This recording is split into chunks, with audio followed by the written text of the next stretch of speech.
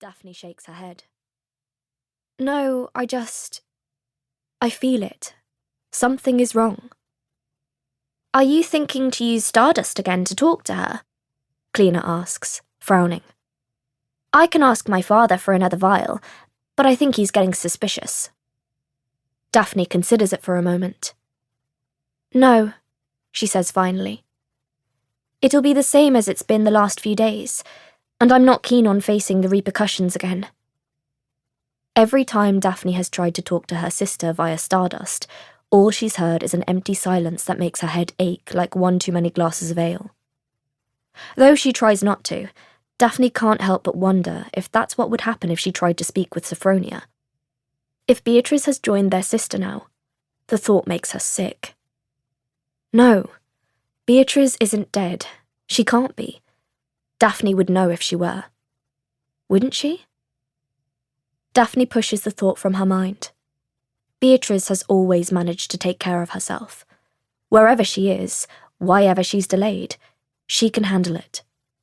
In fact, Daphne thinks she pities anyone foolish enough to try to stand in her sister's way.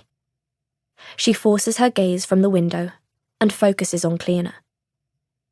Why would it be troubling that the court is moving to Notch Castle early? She asks, grasping onto the distraction offered. Because, Cleaner says, adding another spoonful of sugar to her tea. In the centuries-long history of the clan wars, Notch Castle alone remained impenetrable. Its location, in the mountains, makes for a natural defence, and everything about the castle amplifies that. If Bartholomew was anticipating an attack, that would be the smart place to be. Daphne considers this. Bartholomew would be right to anticipate an attack, either one of her mother's making or one designed by Cleaner's father and his rebels. Daphne suspects the former, but she knows Cleaner is more concerned by the latter. Friends they may be, but Daphne knows Cleaner doesn't tell her everything the rebels are planning. This, though, Daphne can guess at herself. With Daphne and Bear married and public support high in their favour, the rebels have every reason to remove King Bartholomew from power, paving the way for Daphne and Bear to eliminate the monarchy altogether from their new thrones. If my mother realises I've turned against her, Daphne says slowly, there will be far worse places to be than Notch Castle. Cleaner's jaw tightens, and Daphne sees her mind turn. The rebellion believes Freve is facing bigger threats than a power-hungry upstart empress, she says finally. You mean your father believes that? Daphne infers. Cleaner's father, Lord Panlington, is King Bartholomew's closest friend, but he's also been working to dethrone him for the last 2 decades. When Cleaner doesn't protest, Daphne looks to Viley for support. After all, few people know what the Empress is capable of better than Viley, who worked as one of her spies until recently. But Viley is distracted, gazing out the window with a furrowed brow. Heart leaping, Daphne follows her gaze, but just as quickly, her heart sinks again, leaving dread in its wake.